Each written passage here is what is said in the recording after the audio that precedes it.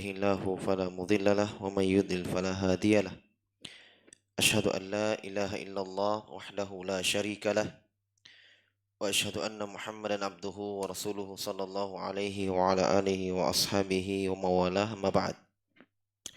Ikhwani fiddin rahimani wa rahimakumullah. Alhamdulillah, kembali kita lanjutkan kajian kita mengkaji Al-Qawaidul Hisan li Tafsiril Quran karya Syekh Abdurrahman bin Nasir As-Sa'di rahimahullahu taala. Sekarang kita pada kaidah yang ketujuh ya. Tsumma qala rahimahullahu taala fi Qawaidil Hisan al-qaidatus sabi'ah. Kaidah yang ketujuh dari kaidah dalam tafsir Al-Quran. Kata beliau fi tariqatil Quran fi takriri nubuwati Muhammadin sallallahu alaihi wa ala alihi wasallam. Kata beliau kaidah ketujuh yaitu dalam pembahasan metode Al-Quran dalam menetapkan nubuwah, menetapkan kenabian Nabi Muhammad sallallahu alaihi wa ala alihi wasallam. Pada kaidah yang keenam, beliau menyinggung tentang metode Al-Quran di dalam menetapkan tauhid dan menafikan lawannya yaitu kesyirikan. Ini di dalam berbagai bentuk metode dalam Al-Quran. Ya, kadang menyebutkan kerendahan atau kehinaan sembahan orang-orang musyrikin. Kadang dalam menyebutkan tauhid, Allah menantang mencipta walaupun makhluk sekecil lalat misalnya dalam Al-Quran. Allah menyebutkan ancaman-ancaman kesyirikan, permisalannya. Jelas ya? Nah sekarang di kaidah yang ketujuh beliau menyebutkan bagaimana Al-Quran menetapkan nubuwah. Ini juga dalam berbagai metode dalam Al-Quran, dalam berbagai bentuk. Yang kesimpulannya Allah ingin mentakrir, Allah ingin menetapkan bahwa betul-betul beliau adalah seorang rasul, seorang utusan Allah Subhanahu wa taala yang shadiqul masduq. Benar, jujur ucapannya dan dibenarkan. Beliau berkata, "Wa hadzal aslul kabir qarrarahu Allah fi kitabih bituruqil mutanawwi'ah." Ini adalah pokok atau landasan atau kaidah yang besar, kaidah agung dalam Al-Qur'an yang Allah Subhanahu wa taala tetapkan di dalam kitabnya biturukil mutanawwi'ah, dengan jalan-jalan yang berbeda-beda, dengan cara metode yang berbeda-beda dalam menetapkan kerasulan. Ya, mungkin kita dapatkan dalam Al-Quran bentuknya tantangan dari Allah untuk membuat Al-Quran. Kalau memang kalian mengingkari dia Rasul, buat Al-Quran. Ya kan? Fa'tu bisuratin min mithlihi, datangkanlah surah yang semisalnya. Kalau kalian menganggap itu buatan-buatan Muhammad sallallahu alaihi wasallam, maka buat. Ini juga tantangan. Ya. Yang kata beliau allati yu'rafu biha kamalu sidqih sallallahu alaihi wasallam, yang dengan kaidah ini ya, dengan melihat di dalam Al-Qur'an jenis-jenis bentuk-bentuk metode ini, yang dengannya kata beliau kita mengetahui kesempurnaan kejujuran sidq, ya, bahwa benarnya beliau adalah seorang rasul, benarnya kerasulan dan kenabian Muhammad sallallahu alaihi wasallam. Maksudnya dengan kaidah ini kita akan ketahui. Ya, mungkin kita berpikir kita tidak perlu lagi melihat ayat-ayat ini. Kita sudah yakin. Oh tidak. Dengan membaca ayat-ayat tentang khusus membahas kerasulan beliau, benarnya dan jujurnya beliau bahwa beliau adalah seorang rasul, itu akan semakin menambah keyakinan kita kepada beliau sallallahu alaihi wasallam, dan semakin kuat kita mengikuti beliau sallallahu alaihi wasallam. Contoh ya, seperti Nabi Ibrahim alaihissalam ketika ingin melihat bagaimana Allah Subhanahu wa taala mencipta, menghidupkan yang mati. Kata Allah Subhanahu wa taala, qala alam tu'min? Kata Allah, apakah kalian tidak beriman? Kamu tidak beriman wahai Ibrahim? Apa jawaban Nabi Ibrahim? Qala bala. Tidak, saya sudah beriman, walakin yatma'inna qalbi. Tapi kalau saya lihat Bagaimana engkau menciptakan yang menghidupkan yang mati, maka semakin bertambah keimanan, semakin tenang. Jelas ya? Jadi begitu juga seorang mukmin ketika ada yang dia sudah yakini, tetapi dia semakin mempelajarinya, itu semakin bertambah keyakinannya. Semakin bertambah keyakinannya. Dan demikian pula itulah salah satu hikmah Allah turunkan, Allah sebutkan dalam Al-Quran tentang takrir nubuwah. Penetapan kenabian, bukti-bukti kenabian di dalam Al-Quran. Supaya kita yang umatnya yang sudah mengijabah dakwah beliau sallallahu alaihi wasallam, sudah menjawab seruan beliau sallam, itu semakin yakin, semakin kuat berpegang dengan sunnahnya, mengikuti syariatnya. Fa akhbaru annahu saddaqal mursalin. Dalam Al-Quran Allah mengkhabarkan bahwa Allah subhanahu wa ta'ala saddaqal mursalin, membenarkan rasulnya. Ya, membenarkan rasulnya. Wada'a ila ma da'au ilaih. Dan dalam Al-Quran Allah kabarkan bahwa Nabi SAW itu mengajak kepada apa yang mereka ajak kepadanya. Berarti akhbaru anna saddaqal mursalin, Allah mengkhabarkan bahwa beliau adalah saddaqal mursalin, membenarkan para rasul. Itu Nabi Muhammad SAW, maksudnya apa yang boleh bawa itu sama dengan apa yang sebelumnya. Itu maksudnya saddaqa.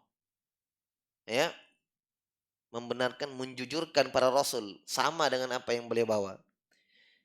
Wa anna jami'al mahasin allati fil anbiya fahiya fi Muhammad sallam. Masya Allah, ini kaidah bahwa di dalam Al-Quran Allah sebutkan bahwa semua kebaikan mahasin yang ada pada para nabi itu ada pada Muhammad sallam. Kebaikan apa yang tidak ada? Yang ada pada Nabi Ibrahim, Nabi Musa, Nabi Isa, Nabi Nuh, ya, semuanya ada pada Nabi Muhammad sallallahu alaihi wasallam. Wa ma nuzzihu anhu minan nawaqisi wal uyub fa Muhammadun aulahum wa ahaqquhum bihadza tanzih. Apa yang disucikan oleh Allah dari para nabi, itu apa yang disucikan dari para nabi berupa kekurangan dan aib dan cacat, maka Muhammad SAW itu aulahum, lebih berhak dan lebih pantas untuk disucikan dari hal tersebut. Jadi dua kaidahnya, bahwa segala kebaikan yang ada pada para nabi itu pasti ada pada Nabi Muhammad SAW. Segala kejelekan, aib dan cacat yang dinafikan dari para rasul, itu juga lebih pantas untuk Nabi SAW dinafikan darinya. Jelas ya? Misalnya disucikan dari para nabi itu dosa besar, Nabi Muhammad SAW lebih pantas untuk disucikan. Disucikan dari para rasul, itu dusta dalam menyampaikan risalah, ada yang disembunyikan, itu tidak ada. Disucikan dari para rasul. Nabi Muhammad SAW disucikan juga. Lebih pantas untuk disucikan dari itu. Paham ya? Dari kekurangan dalam menyampaikan risalah. Taib.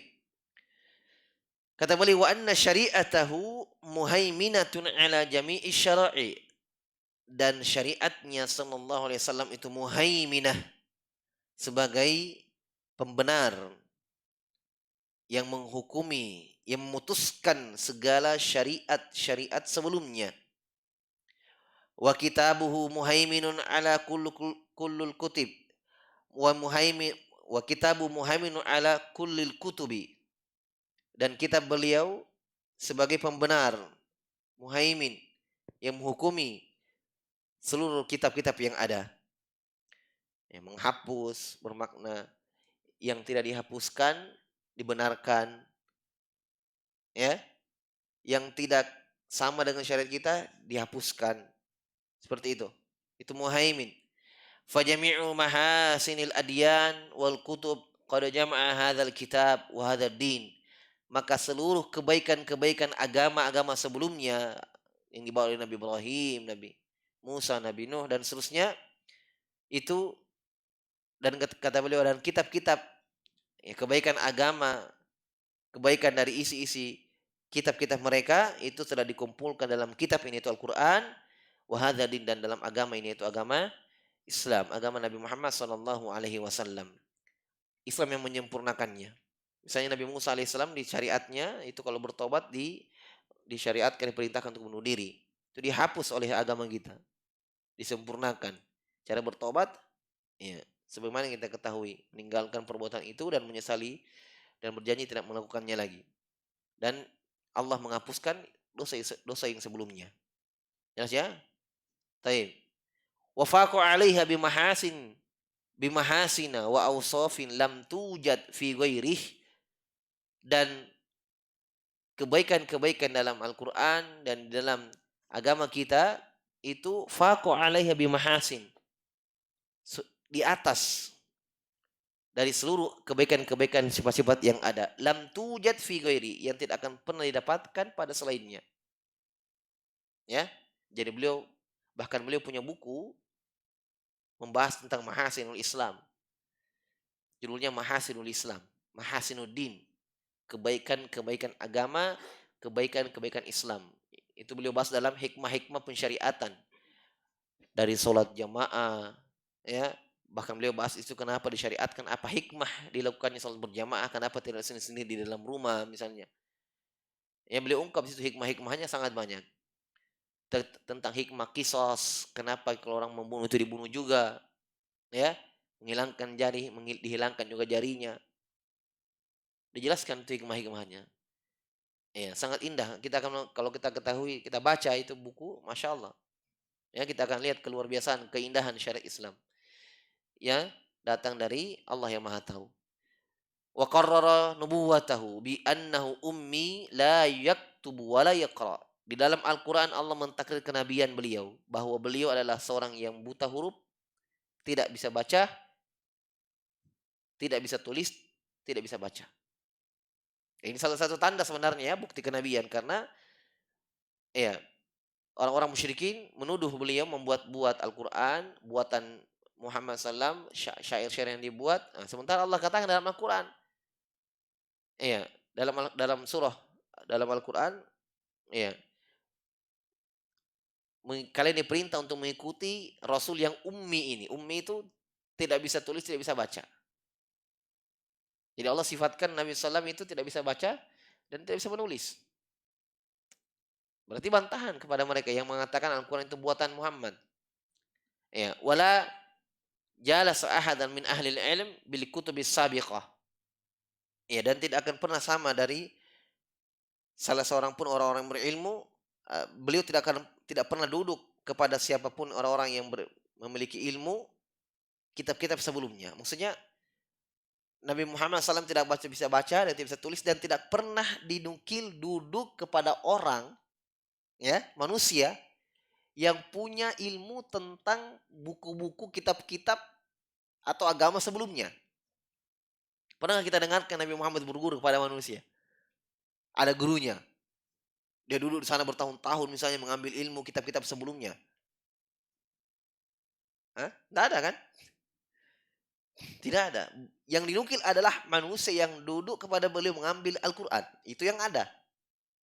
Ya, Ibnu Mas'ud mengatakan sudah di kaidah-kaidah pertama, bagaimana metode sahabat dalam mengambil Al-Quran, satu huruf mereka tidak lewatkan dari Nabi SAW sampai mereka tahu maknanya. Sampai Mas'ud mengatakan tidak ada ayat yang turun kecuali inla wala wa na'lamu aina nazalat. Kecuali saya tahu di mana dia turun, fi mana nazalat, kepada siapa dia turun dan apa sebabnya dia turun. Kalau itu ada. Tapi dinukil dari sejarah bahwa Nabi duduk kepada manusia belajar mengambil Al-Quran, tidak ada. Ya, mengambil kepada orang-orang yang tahu tentang sejarah agama sebelumnya, dari situ dia pelajari, dia buat sendiri, yaitu agama Islam, syariatnya, tidak.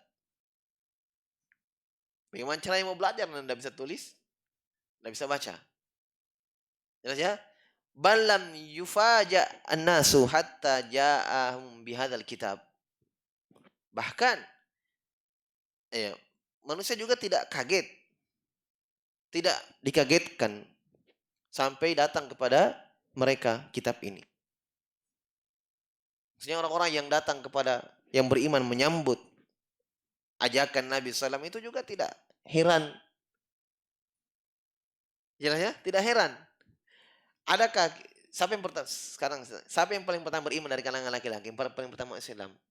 Abu Bakar As-Siddiq. Kalau dan perempuan, Khadijah. Bahkan alal itlaq Khadijah alal itlaq. Ya, sebelum Abu Bakar As-Siddiq Khadijah yang paling pertama beriman. Adakah mereka kaget dalam kadang mereka tahu Nabi Muhammad tidak tahu baca dan tulis? Adakah mereka kaget berpikir atau dalam riwayat kita baca mereka tidak langsung beriman, berpikir dulu, ih kok bagaimana bisa ini orang tidak tahu baca tidak tulis? Tidak ada. Ya ayyuhalladzina amanu stajibu lillahi walir rasul idza da'akum lima yuhyikum. Itu yang ada. Kata Allah, wahai orang beriman, jawablah ajakan seruan Rasul itu ketika dia mengajak kalian kepada yang menghidupkan kalian. Yang ada itu, langsung menjawab segera. Mereka tidak kaget dengan itu. Ya kan? Itu tandanya hati mereka terbuka menerima hidayah. Tidak juga bertanya ini dari mana. Dalam keadaan mereka tahu loh ini Nabi Muhammad SAW tidak tahu baca dan tulis. Kata Syekh, mereka tidak kaget dengan itu. Ya kan? Yang kaget itu yang fi qulubihim zaig, fi qulubihim marad. Orang musyrikin bukan lagi kaget, memang tidak mau menerima. Jelas ya? Baik. Kata beliau rahimahullahu taala, "Alladzi law ijtama'atil insu wal jinnu ala ayatu bimithli hadzal Qur'an wala qadaru wala qadiru wala huwa fi istita'atihim walau kana ba'dhum li ba'din dhahira." Yang di mana Al-Qur'an yang beliau bawa ini walaupun manusia berkumpul dan jin berkumpul semua, ala ayatu bimithli untuk mendatangkan yang semisal Al-Qur'an ma atau mereka tidak akan bisa datangkan. Mereka tidak akan bisa membuatnya. Wala qadiru dan mereka tidak akan mampu. Ya. Wala huwa fi ta'atim dan tidak mampu, tidak bisa juga mereka dalam di bawah kemampuannya, tidak bisa. Walau kana ba'dun li ba'din dhahira, walaupun mereka dan sebagian mereka itu saling membantu. Walau kana ba'dun li ba'din dhahira. Ini makna ayat ya. Walaupun mereka saling membantu. Wa annahu muhalun ma'a hadza ay yakuna min tilqa'i nafsi. Dan ini adalah perkara yang mustahil. Kalau Al-Quran itu datang dari dirinya Muhammad SAW, mustahil. Dengan beberapa keadaan yang disebutkan tadi. Beliau tidak bisa baca dan tulis. Ya. Dan mustahil juga kalau mutakawwilun. Beliau itu membuat sesuatu, berucap sembarangan. Makanya Al-Quran Allah ancam. Walau taqawwala alaina ba'dul aqawil la akhadna minhu bil yamin. Kata Allah, seandainya Muhammad itu membuat sesuatu, dia mengucapkan dalam Al-Quran yang tidak ada dari kami, tambah-tambah kalau kita bahasakan. Taqawwala alaina ba'dul aqawil. Bukan semua kata Allah. Walau taqawwala alaina ba'dul aqawil. Sedikit sebagian saja ucapan-ucapan, satu huruf saja tambah, la akhadna minhu bil yamin. Kami akan siksa Muhammad itu. Subhanallah. Kalau seandainya dia Muhammad taqawwala, berucap menambah-nambah sebagian dari Al-Quran. Allah sudah ancam dalam Al-Quran. Kalau memang beliau mau taqawwul ala Allah, mau berucap-ucap yang tidak ada dari Allah Subhanahu wa taala. Taib.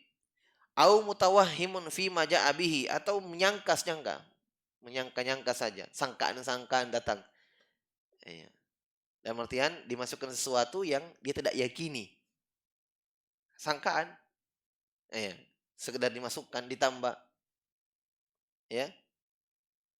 Ini menunjukkan bahwa apa yang beliau bawa beliau yakin. Apa yang beliau ajarkan beliau yakini. Ya kan? Apa yang beliau ajarkan beliau yakini. Makanya dalam Al-Quran, bahkan ketika turun surah yang paling pertama, sebagai seorang Rasul, ya ayyuhal muddatsir kum fa'andir wa rabbaka fakabbir. Perhatikan, wa thiyabaka fatahhir. Kata Allah, wahai Muhammad yang berselimut, kum, bangkitlah, berilah peringatan, fa'andir. Wa rabbaka fakabbir. Perhatikan perintah Allah, dan Rabbmu agungkanlah. Yaitu kata para ulama, azimhu bit tauhid. Jadi sebelum Allah perintahkan beliau berdakwah, Allah perintahkan beliau untuk mentauhidkan Allah dulu. Wasiyabaka fatahhir. Dan pakaianmu sucikan. Maksudnya apa? Kata ahli tafsir, tahhir a'malaka anisyirk. Sucikan amalanmu dari kesyirikan. Sucikan amalanmu dari kesyirikan. Ini sebelum berdakwah. Diperintah oleh Allah Subhanahu wa taala. Ini menunjukkan bahwa apa yang beliau ajarkan itu beliau yakini, bahkan beliau amalkan. Aisyah ditanya tentang akhlaknya Nabi, Nabi Aisyah mengatakan kana khuluqul Quran. Adalah akhlaknya Nabi adalah Al-Quran. Adalah Al-Quran. Jadi bukan sangkaan-sangkaan saja. Beliau bawa, beliau ajarkan, beliau tidak amalkan. Karena beliau pun ragu ragu juga dengan apa yang dibawa ini. Tidak. Paham ya? Beliau yakini. Wa a'ada fil Quran wa abda fi hadzal naw'. Di dalam Al-Quran kata Allah, Allah mengulangi perkara ini, ya, wa abda fi hadzal naw' dan memperbanyaknya, banyak dalam Al-Quran perkara-perkara ini, ya, menetapkan kenabian Nabi sallallahu alaihi wasallam. Wa qarrara dzalika bi annahu yukhbiru bi qasasil anbiya as-sabiqin mutawwalah ala wajhil waqi' alladzi la yastaribu fihi ahad. Ini keindahan ini. Ini faedah dari Syekh yang paling luar biasa ini. Ya. Dan di dalam Al-Qur'an Allah Subhanahu wa taala menetapkan, mengkhabarkan, ini di antara bentuk ya, di antara metode Allah memaparkan kebenarannya Nabi Muhammad SAW bahwa beliau adalah Rasul. Ya. Bagaimana bentuknya? Allah mengkhabarkan tentang kisah-kisah para nabi yang berlalu, sabiqin, yang telah berlalu. Ya, ini dosa kita rinci terlalu banyak sekali penyebutan, ya, para nabi dan rasul. Allah sebutkan kisah mereka mutawwalah, panjang, seperti kisah Nabi Musa, panjang kan? Dari kecilnya bagaimana dialirkan oleh ibunya ke atas sungai. Ya kan? Wa auhayna ila ummi Musa an ardi'i, kami wahyukan kepada ibu Musa, alirkanlah anakmu. Ya kan? Berarti dari bayi sampai dipungut dan seterusnya. Ya, bagaimana dakwahnya diulang-ulang dalam Al-Qur'an. Panjang. Ya, kata beliau, alladzi la yastaribu fihi ahad, yang tidak ada satu orang pun yang meragukan kisah itu. Paham? Sudah paham semestinya? Jadi Allah kabarkan dulu kisah-kisah para nabi, kemudian tsumma yukhbiru ta'ala annahu laisa lahu tariqun wala wusulun ila hadza illa bima atahu Allahu minal wahyi. Ketika Allah kisahkan dalam Al-Quran, dan itu tentunya Nabi Muhammad SAW kisahkan kepada para sahabat, kisahkan pada umatnya kan, kisah itu dalam Al-Quran. Setelah itu Allah sebutkan bahwa khobar-khobar ini tidak akan pernah kita sampai kepadanya, tidak ada jalan untuk mengetahuinya, tidak ada jalan untuk sampai kepada khobar itu, mengetahui khobar itu kecuali dengan thariqah wahyu dari Allah Subhanahu wa taala. Seperti contoh, beliau contohkan, kamitsali qaulihi ta'ala lamma dzakara qissata Musa mutawwala. Ketika Allah sebutkan kisah Nabi Musa secara panjang, apa kata Allah dalam Al-Qur'an? Wa ma kunta bijanibit turi idnadaina walakin rahmatan mir rabbika. Apa kata Allah dalam Al-Qur'an? Kamu wahai Muhammad tidak ada di Bukit Tur. Waktunya kami memanggil Nabi Musa. Betul tidak? Adakah Nabi Muhammad SAW ketika Nabi Musa dipanggil di Bukit Tur? Belum lahir Nabi Muhammad SAW, jauh ke zamannya. Tapi kenapa Nabi bisa kisahkan Nabi Musa dalam Al-Quran? Nah, ini kan membuka pikiran orang musyrikin. Kalau kalian tolak Al-Quran, kalau kalian menganggap itu buatan-buatan Muhammad, dari mana Nabi Muhammad tahu tentang kisah Nabi Musa? Tidak ada Nabi Muhammad ketika ada di Bukit Tur Nabi Musa. Tidak ada. Mereka tahu sendiri ini zaman jauh. Loh, kok orang musyrikin masih menganggap ini buatan Nabi Muhammad? Diingatkan oleh Allah, wa ma kunta, kamu wahai Muhammad tidak ada di Bukit Tur.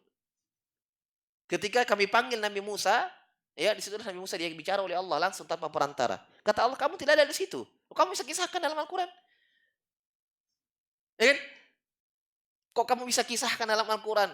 Nabi Musa dipanggil, mendengarkan suara, wa kallamallahu Musa taklima. Allah berbicara kepada Nabi Musa dengan sebenar-benar pembicaraan. Kok kamu tahu? Allah ingatkan, kamu tidak ada di situ. Makanya dari sini kita melihat bahwa pengingkaran orang musyrikin itu hanya kesombongan. Perkara ini sangat jelas. Mereka tahu bahwa tidak bisa baca, tidak bisa tulis. Ya, kisah-kisah dalam Al-Quran dari mana Nabi Muhammad tahu? Dari mana Nabi Muhammad tahu sallallahu alaihi wasallam bahwa bukit itu namanya Bukit Tur? Kisahnya kan sudah lama lewat. Dikisahkan kepada orang musyrikin. Orang musyrikin juga masih mengingkarinya. Iya. Ini orang musyrikin ini mirip dengan Firaun ketika mengingkari Nabi Musa, persis. Wajahadu biha wastaqana anfusum dzulma wa ulwa. Mereka mengingkarinya, ya, tidak mau beriman kepada Nabi Musa. Kenapa? Dzulman wa 'uluwa, kezaliman dan kesombongan. Hanya itu saja. Ya kan? Ini jelas sekali mereka tahu itu Nabi Muhammad SAW tidak bisa baca, tidak bisa tulis. Kok bisa datang Al-Quran dengan huruf-huruf alif lam mim toha yasin kaf ha ya ain sod, huruf-huruf. Dalam keadaan mereka tahu Nabi Muhammad tidak bisa baca dan tulis. Jelasnya ini bentuk takrir nubuah dalam Al-Quran. Jadi ketika Allah sebutkan kisah, Allah sebutkan bahwa kamu wahai Muhammad tidak ada di Bukit Tur ketika kami memanggil Nabi Musa, akan tapi ini rahmat dari Rabbmu. Maksudnya wahyu dari Allah, kamu tahu kisah ini. Demikian pula di ayat surah Al-Qasas itu ayat 46. Yang berikutnya ayat 44. Kata Allah, "Wa ma kunta binyari bil gharbi id qadaina ila Musa al-amra." Kamu juga tidak ada di sisi atau di sebelah Gorb, sebelah barat, itu di lembah yang namanya Tuan, ya. Ya. Bil wadil muqaddasi Tuwa. Itu lembah yang disucikan namanya Tuwa. Itu yang disebutkan di sini binya bil Gorbi. Kamu tidak ada di sebelah barat ketika kejadian itu. Yang ketika kami wahyukan kepada Nabi Musa perkara. Taib. Ini diantara tanda atau diantara metode memaparkan bukti kerasulan. Wa kama fi qoulihi ta'ala, demikian pula kama fi qoulihi ta'ala sebagaimana firman Allah, wa ma kunta ladaihim id yulquna aqlamahum ayyum yakfulu mayyam. Wa ma kunta ladaihim id yaktasimun. Ini juga Allah sebutkan. Kata Allah dalam surah Al-Imran ayat 44, kamu wahai Muhammad tidak ada ketika mereka lemparkan penanya, siapakah mereka yang bisa, yang mau merawat Maryam. Jadi Maryam ketika lahir itu keluarganya, orang-orang di sekitarnya mau merawat Maryam. Jadi dipakailah sistem undi. Paham? Bagaimana? Caranya ayyum yakfulu Maryam. Yulkun aqlamum, ketika mereka lemparkan penanya. Maksudnya siapa yang kena penanya, maka dialah yang merawat Maryam alaihissalam. Jelas? Nah, kata Allah di kejadian itu kamu tidak ada di situ. Kamu tidak ikut lempar pena juga, kamu tidak ikut. Kan? Tapi kenapa Nabi bisa kisahkan dalam Al-Quran kejadian itu? Nah, ini tambahan faedah. Kisah ini atau ayat ini dijadikan dalil oleh para ulama, disyariatkan juga itu qur'ah. Qur'ah itu ketika pemilik hak, kita tidak ketahui pemilik hak dan semua tidak ada maziyah antara mereka, tidak ada keistimewaan dari 3 orang atau 4 orang dalam satu perkara, semua berhak memilikinya, maka jalur terakhir itu ada yang namanya qur'ah, itu ditetapkan dalam syariat. Ini di antara dalil yang dipakai. Contoh misalnya ketika Nabi SAW mau safar, mau bawa istrinya, semua berhak. Mau didahulukan yang mana, semuanya berhak dibawa. Nah, Nabi metode qur'ah. Nabi acak namanya, siapa yang keluar itu yang dibawa. Besok lagi seperti itu. Ini untuk supaya lebih adil. Paham ya? Nah, misalnya juga di satu masjid ada 4 orang yang mau menjadi adzan, mau menjadi muadzin misalnya. Suaranya masih sama-sama bagus, sama-sama bisa menjadi muadzin, tapi kita hanya butuh satu. Untuk menetapkan keadilan dengan adil, tempuh syariat qur'ah. Itu disyariatkan, bahkan disunahkan kata para ulama. Jelas ya? Tempuhlah metode qur'ah. Tapi ingat, selama memang tidak ada maziyah dari yang lain, keistimewaan. Tapi kalau misalnya 4 orang mendaftar, 4 orang yang mau, ini 3 orang tidak bagus suaranya, itu tidak keras suaranya, yang satu keras suaranya, berarti ada maziyah. Ini dalam supaya qur'ah. Langsung saja. Kenapa? Karena memang yang disyariatkan menjadi muadzin adalah orang yang tinggi suaranya, keras, melempar. Kayak Bilal ditunjuk. Kan begitu kan? Nah, metode qur'ah ini ditempuh, undi ini ketika memang masing-masing punya hak dan tidak ada keistimewaan yang lain, sama semua. Imam juga seperti ini misalnya, ada 3 orang yang mau jadi imam. Sama-sama 30 juz misalnya, suara juga sama-sama bagus misalnya. Sama-sama bisa masuk kategori semua. Nah, sudah, Sementara yang kita butuhkan satu, Qur'an saja. Ya kan begitu kan? Undi saja siapa yang didapat namanya itu yang ditetapkan. Jelas ya? Ini disebutkan dalam buku-buku Qaidul Fiqhiyah, ini ayatnya, ini dalilnya. Itu ketika mereka tidak bisa menentukan yang mana yang mau merawat Maryam alaihissalam, sudah lempar penanya. Siapa yang kena? Dia merawat Maryam. Jelas ya? Hanya di sini dijelaskan oleh Allah Subhanahu wa taala ada penyebutan wa ma kunta ladaihim. Kamu wahai Muhammad tidak ada di sisi mereka itu ketika mereka melempar penanya.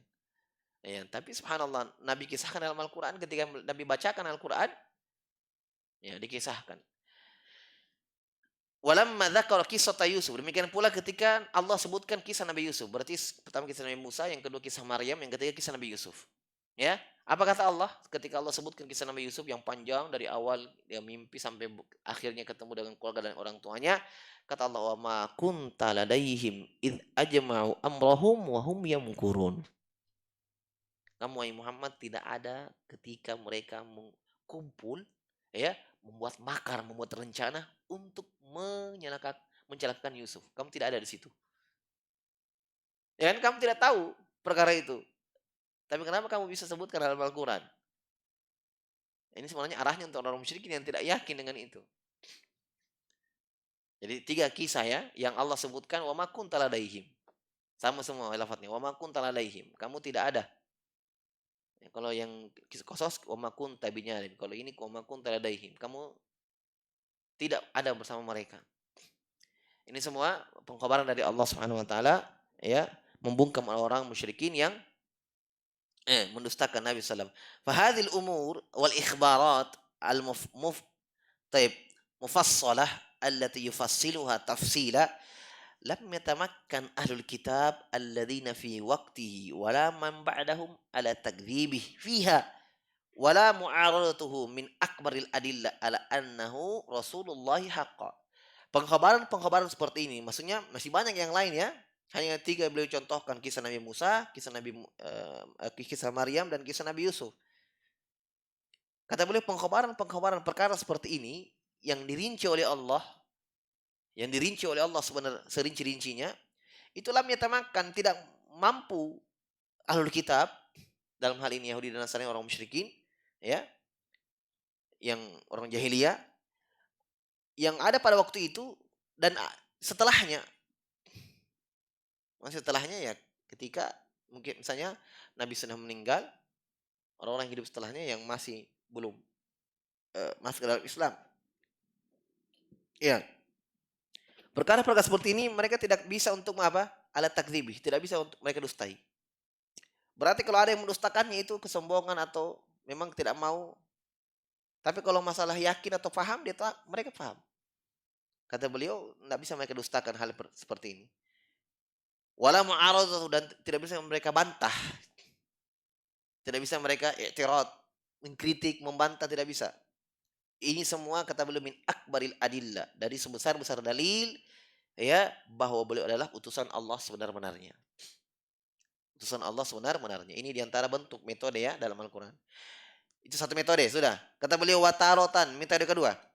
Kadang yuqarriru nubuwatahu bikamali hikmatillahi wa tamami qudratih wa anna ta'yidahu li rasulihi wa nusrahu ala a'daihi wa tamkinahu fil ardi muwafiqu ghayatal muwafaqah li hikmatillah wa anna man qadaha fi risalati faqad qadaha fi hikmatillah wa fi qudrati. Ini bentuk kedua, metode kedua. Kadang Allah menetapkan kenabian itu dengan cara apa? Ya. Allah Subhanahu wa taala menyebutkan kenabian Nabi sallam dengan kesempurnaan hikmah Allah Subhanahu wa taala dan kesempurnaan kemampuannya dan ta'yid. Jadi bentuknya ta'yid. Apa itu ta'yid? Diberikan pertolongan, bantuan ya, kalau kita bahasakan ma'unah, pertolongan ya terhadap musuh-musuhnya dan diberikan kekuatan ya tamkin sehingga mereka bisa berkuasa di muka bumi ya dengan hikmah Allah Subhanahu wa taala. Maka menunjukkan siapa yang mencela ya risalah kenabian Nabi SAW, maka itu mencela hikmah Allah Subhanahu wa taala dalam kemampuannya. Jadi maksud beliau di sini adalah ketika Allah sebutkan dalam Al-Qur'an pertolongan itu datang. Ini kan orang-orang musyrikin pada waktu itu tahu bahwa berarti ini betul-betul Rasul. Karena dibuktikan dengan mereka saksikan dengan mata. Misalnya ketika berperang yang jumlahnya mereka sangat banyak, jumlah para sahabat sedikit, dimenangkan oleh Allah. Ya kan? Ini kan tanda kenabian. Dimenangkan oleh Allah Subhanahu wa taala. Jumlahnya mereka banyak, para sahabat sedikit. Iya. Kata Allah, warsalna alaihim junudan lam tarauha. Kok bisa menang? Kata Allah dalam surah Al-Ahzab, kami kirim malaikat tentara-tentara Allah yang kalian musyrikin. Bahkan para sahabat tidak tahu. Lam tarauha, kalian tidak lihat. Kata Allah, kami kirim pasukan tentara-tentara Allah itu berupa malaikat Allah pada peperangan itu. Allah tidak taruha, kalian tidak tahu, kalian tidak lihat. Para sahabat tidak lihat, orang musyrikin lebih-lebih lagi tidak lihat. Dimenangkan oleh Allah. Ini kan tanda kenabian bahwa betul-betul Allah, ketika Allah jaga Rasul itu, Allah kuatkan dalam keadaan ya susah seperti itu. Ini berarti ya ada kaitan antara yang menolong dan yang ditolong. Antara yang menjaga itu Allah Subhanahu wa taala dan yang dijaga. Kan begitu. Jelas ya? Ini bentuk Allah dalam mengungkap dalam Al-Qur'an ya, bukti kerasulan. Ya, ditolong oleh Allah Subhanahu kata Nabi sallallahu alaihi wasallam, "Nusirna birru'b masirata syahr." Kami ditolong dengan suara yang menggelegar, petir. Maksudnya ya, ini haibah. Kami ditolong oleh haibah ini, beliau bahasakan dengan petir, masirata syahrin, 1 bulan perjalanan. Maksudnya sebelum sampai ke tempat musuh dulu, ketika beliau menyerang ke tempat musuh, beliau dan para sahabat, itu masih jauh perjalanan, 1 bulan lagi, ya, itu musuh sudah lari.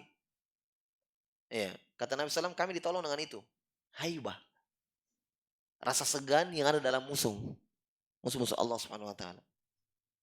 Padahal mungkin mereka sedikit, mungkin apalagi mungkin dari badan-badannya para sahabat kan kecil-kecil. Khalid bin Walid itu kecil orangnya. Tapi bisa menghadapi 10 bahkan lebih dari itu seorang musyrikin sendiri. Kalau kita lihat baca siro, ikhwan, mungkin kita, ini orangnya sangat besar, tinggi, mungkin kecil badannya. Tapi subhanallah, tidak ada. Ini menunjukkan bahwa ya kekuatan mereka ada pada kekuatan iman dan tauhid, bukan fisik.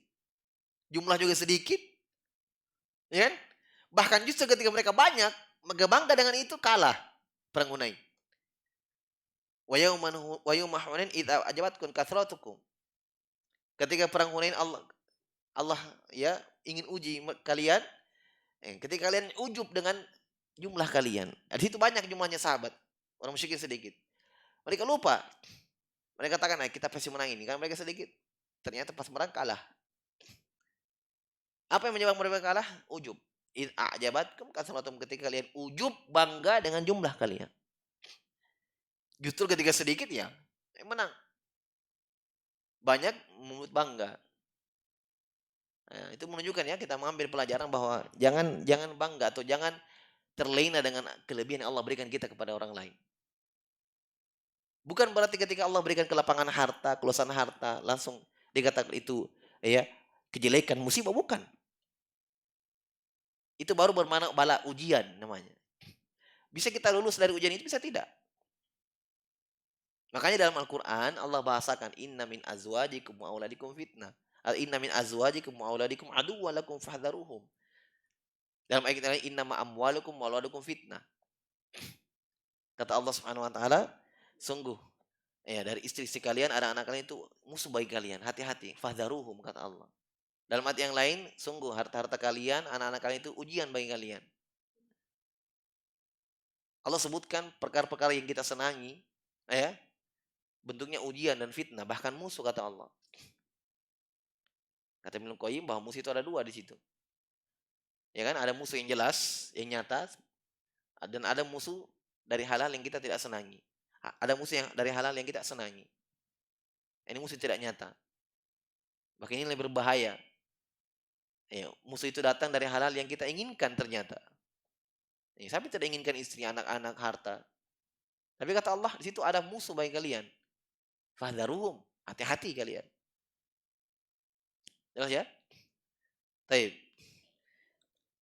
Ini di antara bentuk. Kemudian wa kadzalika nasruhu ta'yiduhu al-bahir 'alal umam alladzina hum aqwa ahlil ard min ayatin min ayatin min ayati risalatihi wa lillahi tauhidi kama huwa dhahir lil muta'ammilin.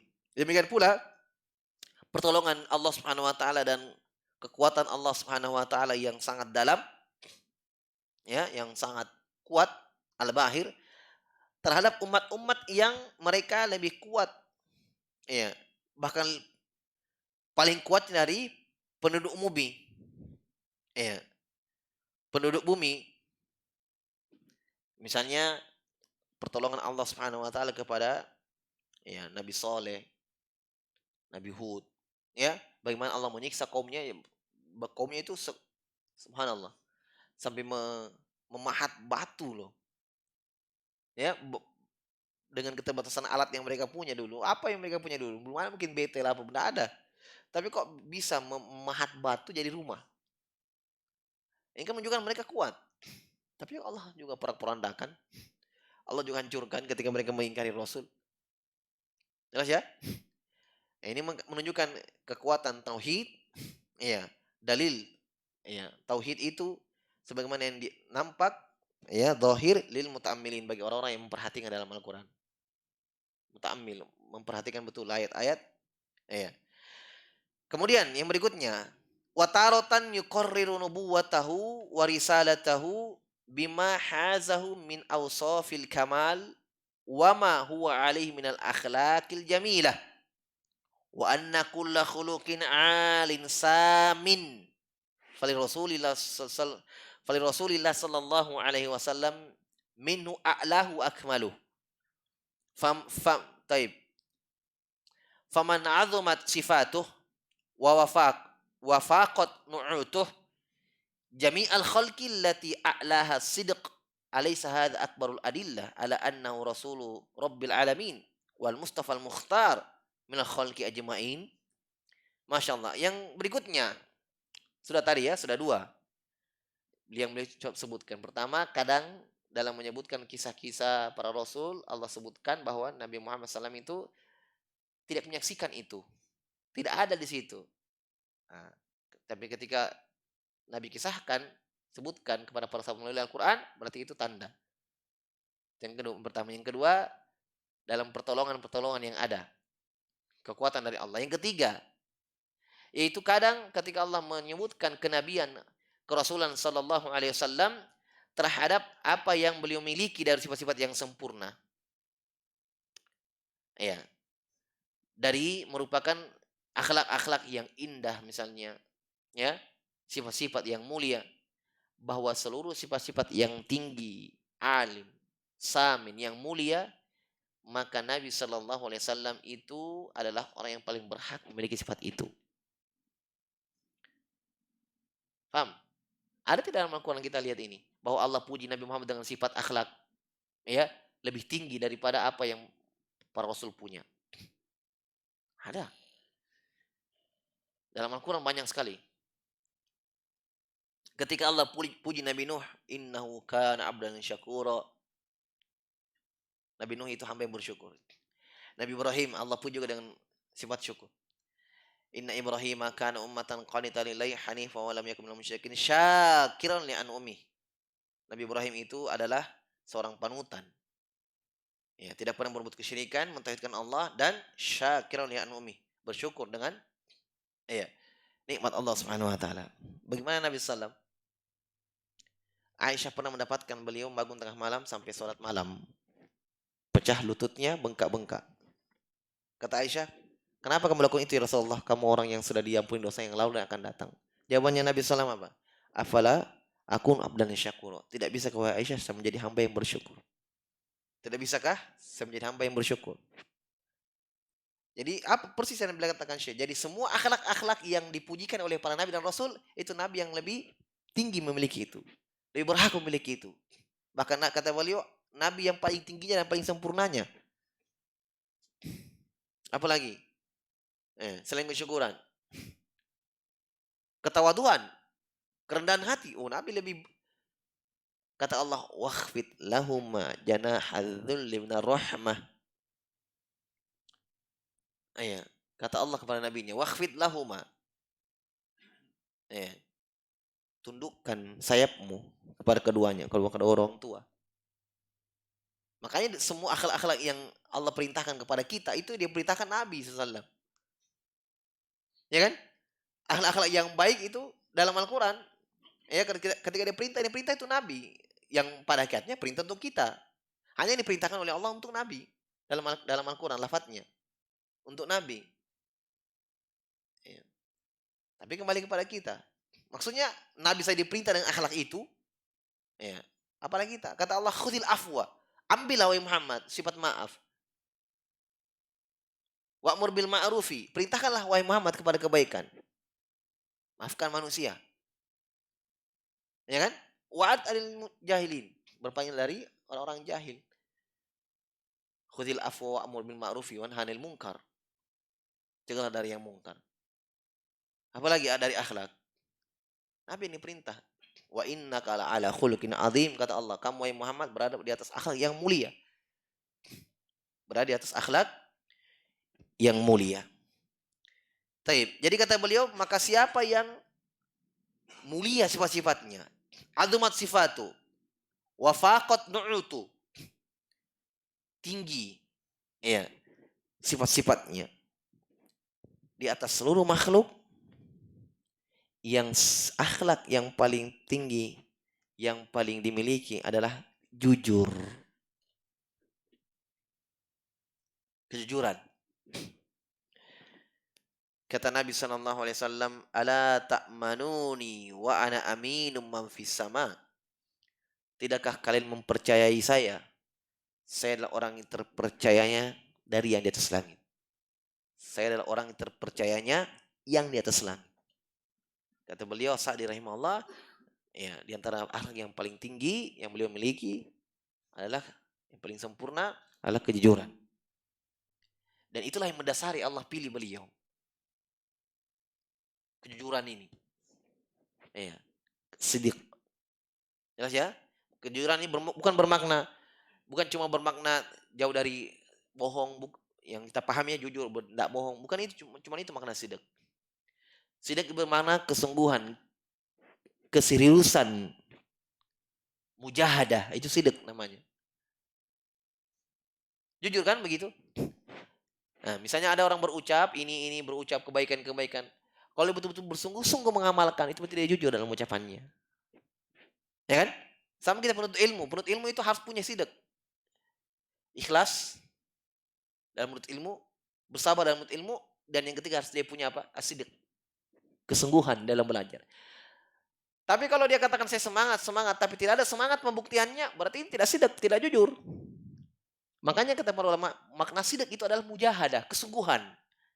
Ya kan? Walladzina jahadu fina lanahdiyanahum subulana. Orang-orang yang bersungguh-sungguh di jalan kami akan tunjukkan mereka hidayah di jalan kami. Mujahadah ini itulah sidik sebenarnya. Jujur dalam membuktikan keimanannya. Nabi Muhammad SAW paling sempurna sidiknya dalam pembuktiannya. Jelas ya? Bagaimana Allah Subhanahu wa taala memilih beliau? Karena kejujuran ini, kesungguhan.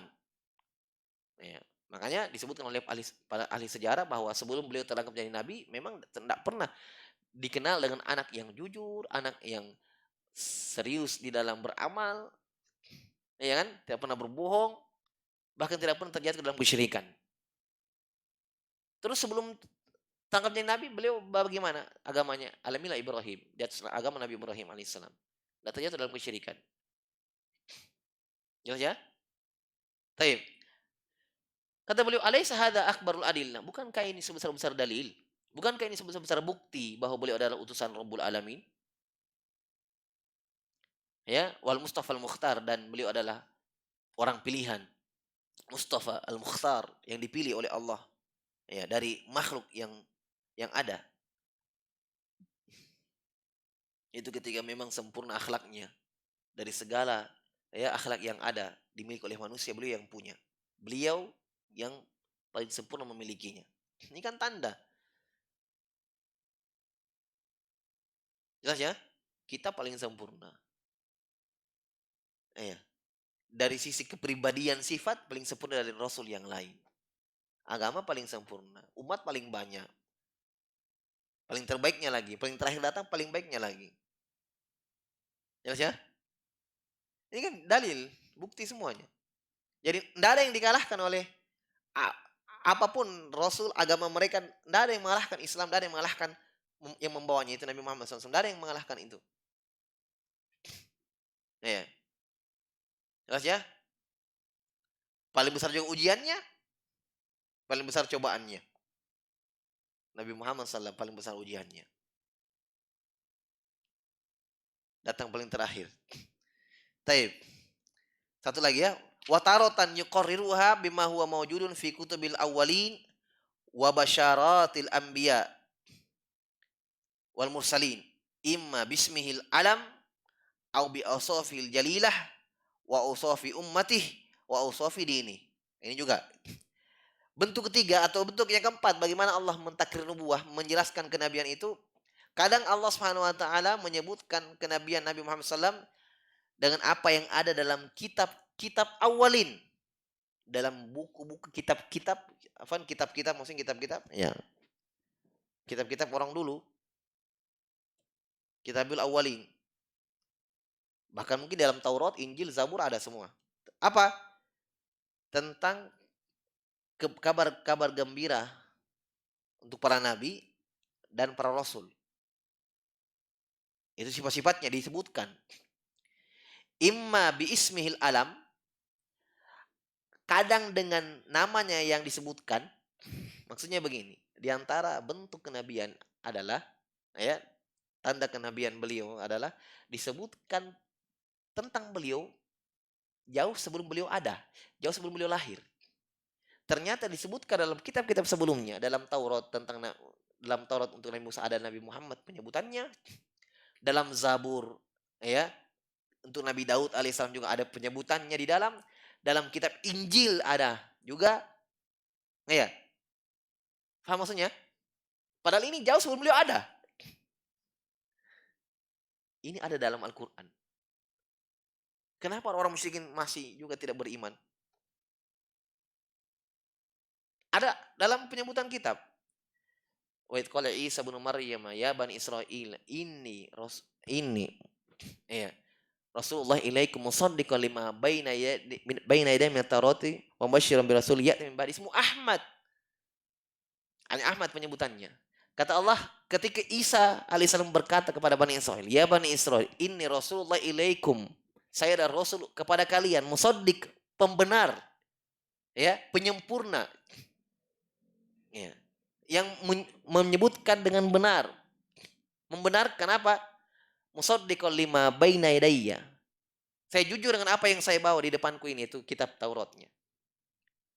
Wa mubasysyiran, dan mengabarkan kepada kalian sebagai pemberi kabar bagi kalian dan akan datangnya seorang Rasul mim ba'dis, datang setelahku nanti, ismu Ahmad. Namanya Ahmad. Siapa Ahmad ini? Siapa ini Ahmad? Muhammad SAW. Ini orang Nasrani di zaman Nabi SAW kan tidak beriman juga. Jadi kalau kita sebutkan orang-orang jahiliyah kan kata pertama kan tiga, Yahudi, Nasrani, dan orang musyrikin. Nah orang Nasrani mengaku pengikut Nabi Isa, mengaku beriman kepada Injil. Ada dalam Injil penghabarannya. Kenapa kalian tidak beriman juga? Ya? Ini kan bukti ini. Kadang disebutkan dengan namanya, ismihi, atau mungkin ada dalam kitab-kitab itu, Taurat, Injil, Zabur, dan seterusnya, bukan namanya, tapi sifatnya. Mungkin keluar dari desa yang namanya Madinah, mungkin disebutkan. Sebagaimana yang diketahui oleh pendeta-pendetanya Salman Al-Farisi. Pernah kita dengar kisah Salman Al-Farisi dikisahkan? Ya kan? Ketika yang paling terakhir ini datang, kata Salman Al-Farisi, siapa orang yang lebih alim daripada kamu? Atau di mana kamu belajar gurumu? Kata pendeta yang terakhir ini ya, dia katakan, saya tidak tahu lagi orang yang seperti saya. Ya, dia tahu dia sudah mau mati. Dia katakan, saya tidak tahu lagi orang yang seperti saya, tapi kamu hidup sekarang ini sudah dekat dengan zaman kenabian. Tandanya, coba lihat, tandanya sifatnya Nabi ini tinggal di kota yang banyak kurmanya. Sekarang saya tanya, dari mana ini pendeta tahu ini kira-kira? Dia kabar kepada Salman Al-Farisi. Ini berapa waktu lagi keluar Nabi SAW, diutus. Makanya kata pendetanya, saya tidak tahu lagi orang yang seperti saya, tapi kamu sudah dekat dengan zaman kenabian. Ciri-cirinya adalah di kota tempat tinggalnya banyak kurmanya, Madinah. Kira-kira dari mana pendeta ini tahu? Kira-kira dalam kitab-kitabnya. Ini kan sifat, ya kan?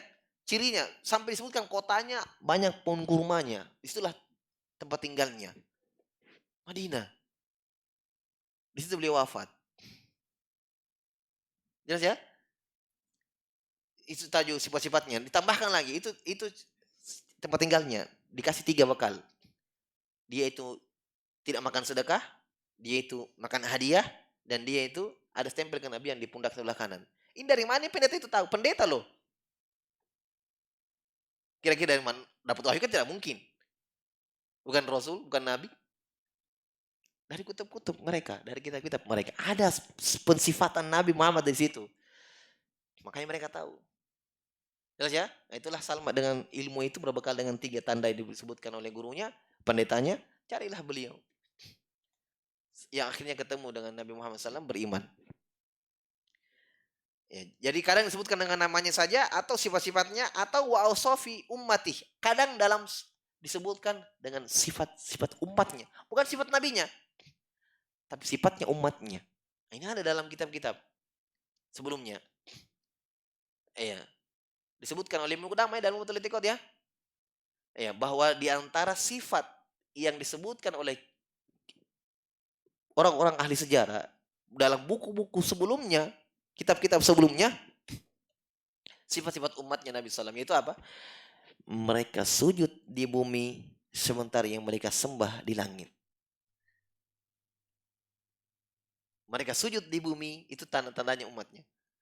Walaupun ini ya dibantah para ulama dalam sebagian buku, maksudnya dalam sebagian pembahasan bahwa ini bukan ciri khas umat Islam saja, karena buktinya umat-umat sebelumnya juga seperti itu, bahwa mereka yakin bahwa Allah di atas tetap sama semuanya. Tapi ini diantara bentuknya bahwa disebutkan di dalam buku-buku bahwa kadang namanya disebut, kadang sifatnya, dan kadang sifat atau ciri-ciri khas, ciri khas dari umatnya. Padahal ini belum ada ya, belum ada umatnya. Nah, itu diantaranya yang contoh yang disebutkan tadi, bahwa disebutkan ciri umatnya adalah mereka sujud di bumi, ya, yang mereka sembah adalah di atas langit. Di atas langit. Ini diantara bentuk-bentuk, masih ada beberapa bentuk, masih ada beberapa bentuk yang disebutkan oleh Sa'di rahimahullah taala, ada beberapa yang kita akhirkan insyaallah taala. Kita cukupkan dulu sampai di sini. Wallahu a'lam bishawab. Subhanakallah bihamdik asyhadu an la ilaha illa anta astaghfiruka wa atubu ilaik.